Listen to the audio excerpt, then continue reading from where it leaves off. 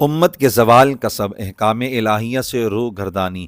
اگرچہ خالق کائنات نے اسلام کی سربلندی کے لیے طاقت و اسلحہ تیار رکھنے کا حکم فرمایا ہے، مگر یہ حقیقت ہے کہ مسلمانوں کا عروج کبھی بھی اسلحہ سے نہیں ہوا، ہمیشہ اللہ تعالیٰ کی مدد سے ہوا ہے۔ سیدنا فاروق اعظم رضی اللہ تعالیٰ عنہ کے دور خلافت میں 17 ہجری کو اسلامی افواج ایران کو فتح کرنے کے لیے پہنچی تو مشہور ایرانی علاقے تستر کا گورنر ہرمزان اپنی فوج کے ساتھ قلعہ بند ہو گیا۔ امیر لشکر سیدنا ابو موسیٰ عبداللہ اشعری رضی اللہ تعالیٰ نے کئی دن تک قلعہ کا محاصرہ جاری رکھا۔ بالآخر ہرمزان نے طے کر لیا کہ ہمیں امیر المؤمنین کے دربار میں بھیج دیا جائے، وہ ہمارے بارے میں جو بھی فیصلہ کریں ہمیں منظور ہوگا۔ سیدنا ابو موسیٰ اشعری رضی اللہ تعالیٰ نے ہرمزان کو اس کے 12 ساتھیوں سمیت مدینہ منورہ کی طرف بھیج دیا۔ چشم فلک نے مسلم فوج کی دیانتداری اور سچائی کا یہ عجیب منظر دیکھا کہ یہ قیدی اپنے شاہی انداز میں مدینہ منورہ پہنچے۔ ریشمی لباس، سونے کے کنگن اور سجدد سب کچھ اسی طرح باقی تھا۔ اہل مدینہ انہیں دیکھ کر حیران ہونے لگے۔ جب وہ مسجد نبوی میں پہنچے تو دیکھا کہ امیر المومنین اپنے سر مبارک کے نیچے چادر رکھ کر آرام فرما رہے تھے۔ ہرمزان یہ منظر دیکھ کر ہکا بکا رہ گیا، کہنے لگا ھذا مالککم، یہ تمہارا بادشاہ ہے؟ لوگوں نے کہا ھذا الخلیفۃ، یعنی یہ بادشاہ نہیں خلیفۃ الرسول اور امیر المؤمنین ہے۔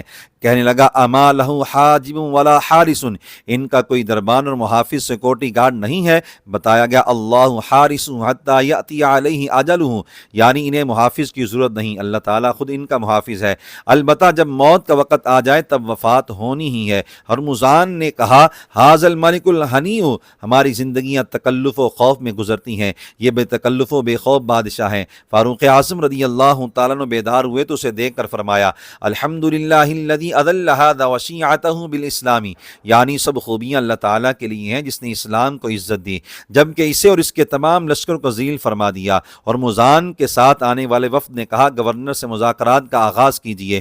آپ رضی اللہ تعالیٰ عنہ نے فرمایا لا حتی لا یبقى علیہ من حلیتہ شیء، یعنی شریعت نے مرد کے لیے سونے اور ریشم وغیرہ زیور کو حرام قرار دیا ہے، جب تک یہ زیور وغیرہ غیر اسلامی لباس نہیں اتارتا میں اس سے بات نہیں کروں گا۔ چنانچہ شاہی لباس اتروا کر اسے سادہ لباس پہنایا گیا۔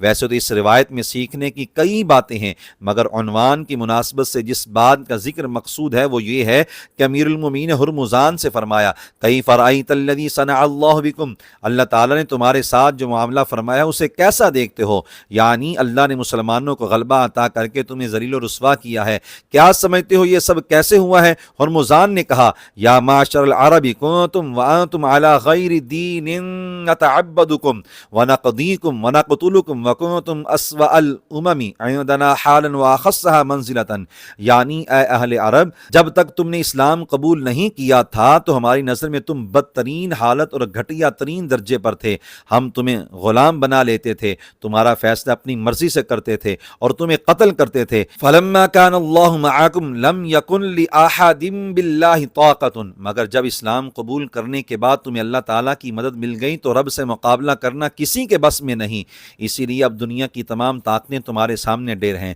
بعد میں حضرت ہرمزان رضی اللہ تعالیٰ نے اسلام قبول کر لیا اور ایران کی فتح میں ان کی مشاورت کا بنیادی کردار تھا۔ ہرمزان مسلم فوج کے ساتھ طویل لڑائی کے بعد جس نتیجہ پر پہنچے وہ قرآن مجید کی عملی تصدیق و تفسیر ہے۔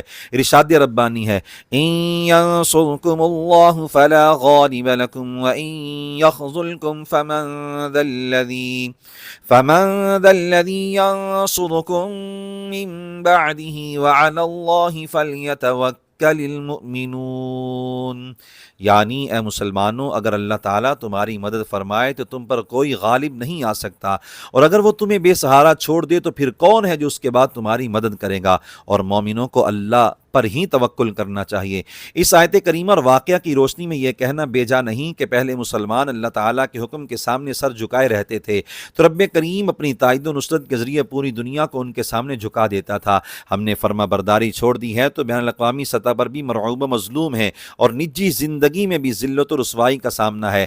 شاعر مشرق اقبال علیہ الرحمہ نے ایک فارسی نظم میں مومن کی شان بیان کرتے ہوئے کہا خرقہ لا تحزنوا اندر برش انتم الاعلون تاج بر سرش، یعنی مسلمان کی یہ شان ہے کہ اللہ نے اسے کندھے پر ولا تحزنوا یعنی غم نہ کرنا، بے خوف رہنا کا خرقہ یعنی اعزازی لباس پہنایا ہے، اور اس کے سر پر وَأَنْتُمُ الْأَعْلَوْنَ یعنی تم ہی سر بلند رہو گے کا تاج سجایا ہے۔